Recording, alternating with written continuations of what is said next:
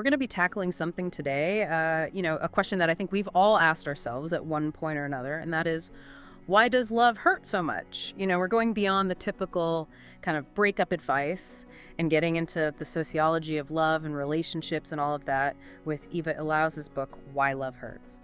A sociological explanation. Yeah, you know what I think is so interesting about Illouz's work is that she kind of steps outside of the typical kind of self-help narratives about heartbreak, that put the blame on personal failings. And she really asks us to look at the bigger picture, to look at the ways that society and social forces shape our romantic experiences. So it's not just about our choices or compatibility. There's something bigger going on here. Exactly, that's right. And her central argument is that modern love actually operates within a kind of marketplace. And when you think about it, individualism and consumer culture have permeated so many aspects of our lives, and our love lives are no exception.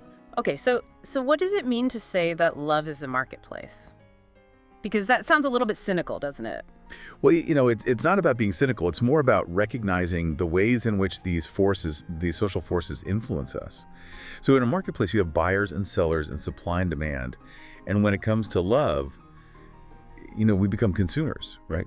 We're constantly evaluating and comparing potential partners based on a list of, desirable qualities. So it's like we're shopping for a partner, swiping through dating apps, just looking for the best deal. Yeah. I can see how that could lead to problems. It absolutely can. And this is really where it starts to get interesting, that this marketplace mentality can make relationships feel really disposable. Yeah. And the focus shifts from, things like commitment and deep connection to just finding the perfect match, the best possible option, on the relationship market. It's almost like instead of looking for someone to build a life with, we're looking for the best version, the most attractive or the most successful. Like we're collecting trophies. No wonder so many people feel burnt out by dating apps, because it's almost like they force you into this consumer mindset. You're always looking for the next best thing. You hit the nail on the head. And that brings us to another point that's, really fascinating. That's this idea of the illusion of choice. We're constantly bombarded with this message that we have endless options. Like we can find our perfect match if we just keep looking. But this abundance of choice, while it seems empowering, it can actually lead to more anxiety and insecurity. Yeah, I mean, it's like sometimes having too many options makes it harder to choose, right? Like, I remember feeling this way when I was trying to get a new phone. Yeah. There's just so many models with slightly different features, and it's so overwhelming. It is. It is. And it's the same thing, with dating. It's like you're constantly wondering, have I settled? Is there someone better out there? And this paradox of choice can be really paralyzing. So even though we have more choice than ever before, it doesn't necessarily mean that we're happier or more fulfilled in our relationships. In fact, maybe it's contributing to more heartbreak because we're constantly second-guessing ourselves and our partners. You got it. That's a really key takeaway here. We're told to embrace freedom and autonomy in our relationships, but that same freedom, can create this immense pressure to find the one.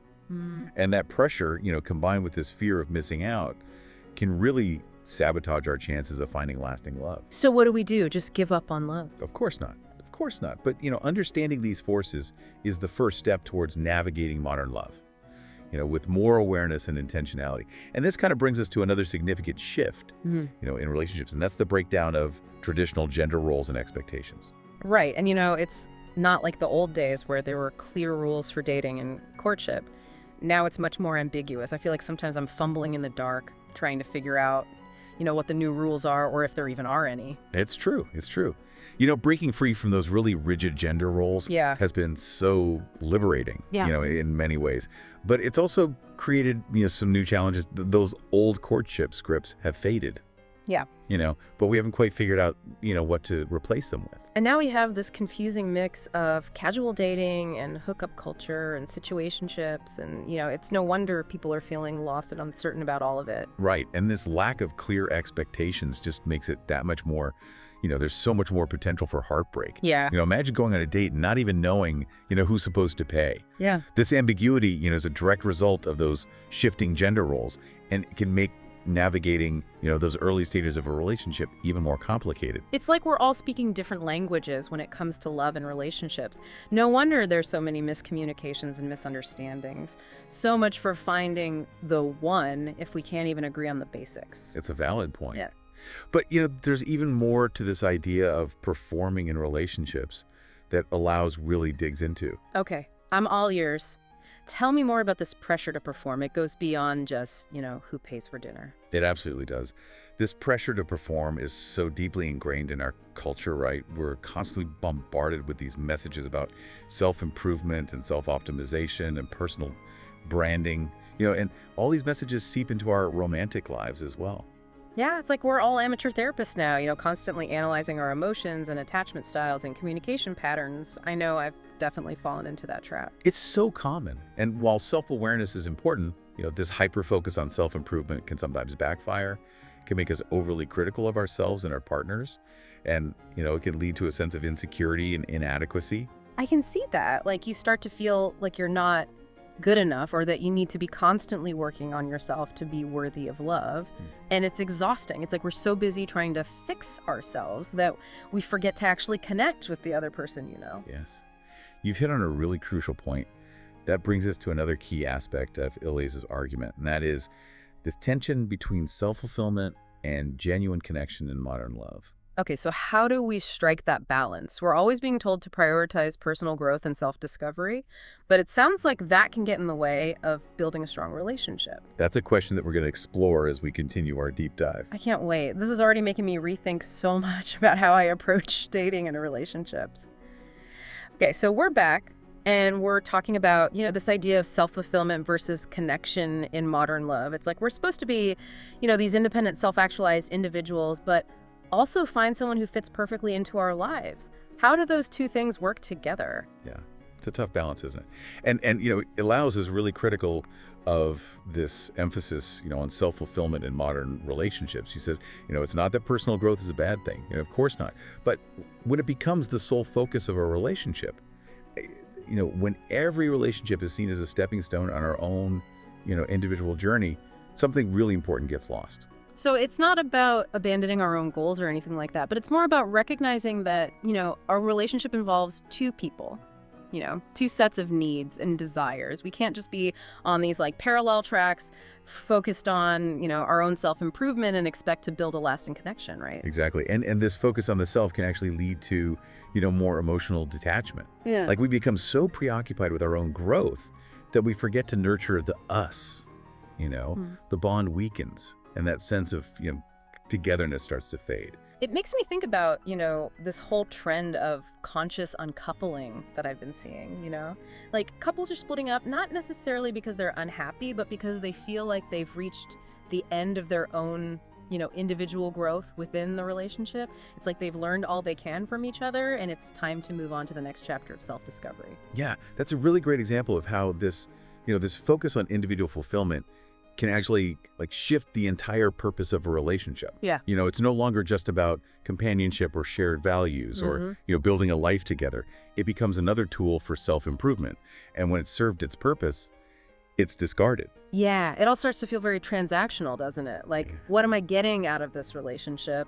And if the answer is not enough personal growth, then it's time to move on. Right. And it takes us right back to, Illouz's idea of the marketplace. Relationships become less about genuine connection and more about, what each individual is getting out of it, what needs are being met. Yeah, so we're back to love as a marketplace, but now it's not just about, finding the most attractive or the most successful partner. It's about finding the partner who best facilitates our own, self-growth. Yeah. It's exhausting. It can be. And it often leads to, this cycle of searching and comparing and then ultimately, feeling unfulfilled. We're so busy trying to optimize, our lives and our careers and even our relationships that we lose sight of this simple joy of connection. So how do we break free from this cycle? If modern love is inherently flawed, can we actually find lasting happiness and fulfillment? Or are we just doomed to, keep bouncing from one self-improvement project disguised as a relationship to the next? I don't think we're doomed at all. The key is awareness. By understanding, these societal forces that are shaping our experiences, romantically, we can start to make more conscious choices about the kinds of relationships that we want to create. So it's not about, rejecting self-growth altogether or anything, but it's about finding a way to kind of integrate it into a relationship in a healthy way. Right. Exactly. And it involves, shifting our mindset. Instead of looking for the perfect partner, the one who will magically complete us or, fix all of our problems. Maybe we should be, focusing on building more genuine connections. So instead of, swiping through profiles and looking for someone who checks all the boxes on our, imaginary checklist, we should be looking for someone who, compliments us and challenges us to grow, but also accepts us, for who we are, our flaws and all. That's the idea. It's about, embracing the messiness and the imperfection of real love. Recognizing that, a relationship is a partnership. It's a shared journey. It's not just this quest for, individual perfection. But that's scary, right? Especially in a dating culture that often prizes, self-sufficiency and, being emotionally detached. To really connect with someone, you have to be vulnerable. And that means, you're opening yourself up to the possibility of getting hurt. Yeah, it's true. Vulnerability can be scary. Yeah. But, it's also the foundation of any truly, meaningful connection. Yeah. It's about, allowing ourselves to be seen, imperfections and trusting that our partner will, do the same. It's about choosing courage over comfort, authenticity over performance. And maybe that's where true fulfillment and love lies. Not in finding the perfect partner, but in embracing, the imperfections of ourselves and our partners and choosing to build a life together, despite the challenges. Yeah, beautifully said. Wow. And it's important to remember that, relationships aren't always going to be, easy or picture perfect. There will be disagreements and moments of frustration and times when you just question everything. So those rough patches aren't necessarily a sign that the relationship is doomed. Maybe they're actually opportunities to grow, to learn more about ourselves and our partners and, build a stronger, more resilient bond. I love that perspective. It's about seeing those, those bumps in the road, not as failures, but as, chances to learn and to evolve together, to communicate, more effectively, to practice empathy and understanding, to strengthen, your ability to navigate conflict. These are all, really valuable skills that can benefit not just your romantic relationships, but, every other aspect of your life. Okay, I'm feeling more optimistic now. So even though love can hurt and, modern romance is full of complexities, there's still hope for finding lasting connection and fulfillment. Absolutely. I think what Illouz's work ultimately teaches us is that, love is a choice. It's a conscious decision to prioritize, connection and vulnerability even when it's hard. It's about creating a space where both partners can feel seen and heard and loved, for who they truly are. That's a powerful message. So how can we take these insights and actually apply them to our own lives, Yeah. What are some, practical steps that we can take to create healthier and more fulfilling relationships? I'm so glad you asked. That is the perfect segue into the final part of our deep dive. Okay, so let's get practical, We've talked about all these societal forces that shape modern love and, shifting our mindset and all that. But what can we actually do to create healthier, more fulfilling relationships? Where do we even begin? Well, a good place to start is with awareness. Recognizing how those marketplace forces that we've been talking about, how they're influencing our choices and our expectations. Are we approaching dating with that consumer mindset? Constantly comparing, evaluating potential partners based on, kind of superficial qualities. So it's like taking a step back and asking ourselves, am I really looking for a connection, or am I just trying to win at the dating game? Am I treating, potential partners like products, to be assessed and compared? Or am I approaching them with, more curiosity and openness? Yeah, exactly. And it's not just, about how we approach dating, but it's also about how we, view relationships more broadly. Maybe we need to rethink our definition of the one. Does this mythical perfect partner even exist? Or are we just setting ourselves up for, disappointment by holding on to this idealized image? It's like we've been sold this fairy tale, of finding our other half, the person who completes us. But what if that's just setting us up for, these unrealistic expectations and more heartbreak in the long run? Right. Maybe instead of, searching for someone to complete us, we should be looking for someone who, compliments us. Yeah. Someone who brings out our best, but also accepts, our flaws and imperfections. And that means we need to embrace, imperfection in ourselves too, right? We can't expect to find a partner who loves and accepts us, for who we are if we're constantly trying to be someone we're not. Oh, absolutely. It's about cultivating self-acceptance and vulnerability. Those are really the foundations of any authentic connection. And, it can be scary to let someone see, our true selves, especially when, we're so used to presenting this, perfect image to the world.